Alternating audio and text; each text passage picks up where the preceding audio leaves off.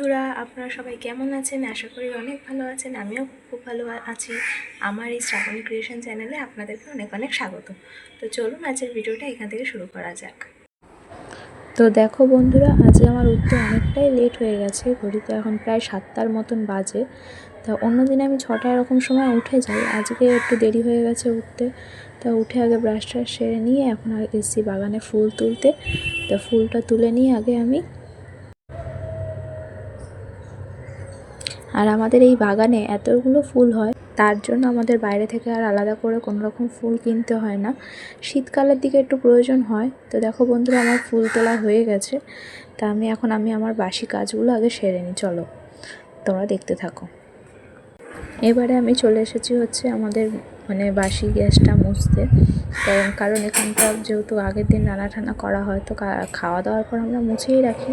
তারপরেও সকালবেলা রান্না করার আগে আরেকবার গ্যাসের এখানটা মুছে একটু পরিষ্কার করে নিই, তাহলে রান্না করার সময় দেখতে একটু ভালো লাগে। তারপর আমি এগুলো করে আমি আগে রান্নার জলটা আমি তুলে নেব।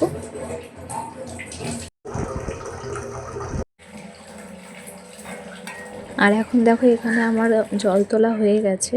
তা আমি এখন জলটা তুলে আগে রেখে দিই।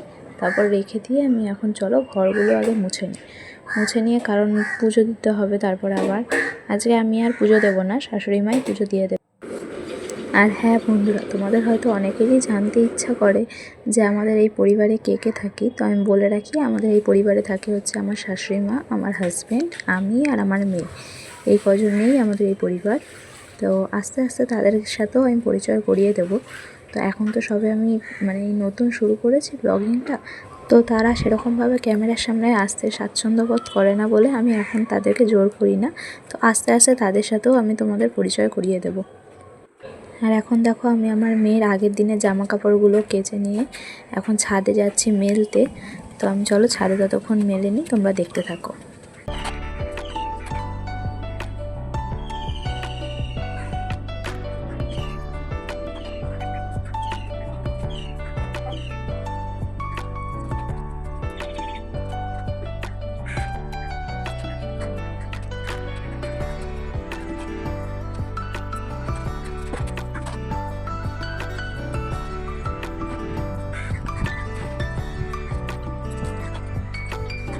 আর এদিকে দেখো আমার কাপড় মারা হয়ে গেছে। তো এখন তারপর দেখি আমার মেয়ে আজ ঘুম থেকে উঠে গেছে, তাই আমার হাজব্যান্ড আমার মেয়েকে এখন ছাদে নিয়ে এসছে।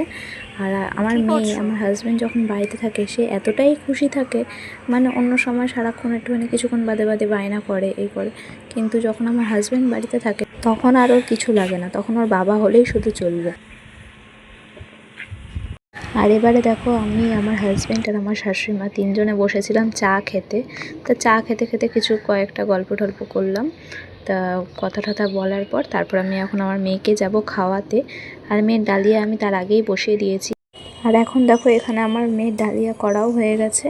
তা এখন একটু পরেই আমি নামিয়ে নেবো ডালিয়াটাকে। তা নামিয়ে নিয়ে মেয়েকে খাওয়াতে বসবো এখন, তোমরা দেখতে থাকো।